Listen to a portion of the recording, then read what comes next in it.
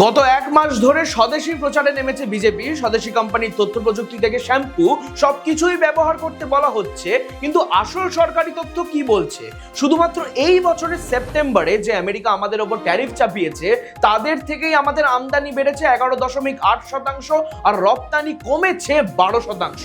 একই সঙ্গে আরব আমিরশাহী থেকে 33%, ইউনাইটেড কিংডম থেকে 54%, আর চীনের থেকে 16% আমদানি বেড়েছে ভারতে। এর সঙ্গে ভারতের ট্রেড ডেফিসিট সেপ্টেম্বরে বেড়ে হয়েছে রেকর্ড $31.15 বিলিয়ন।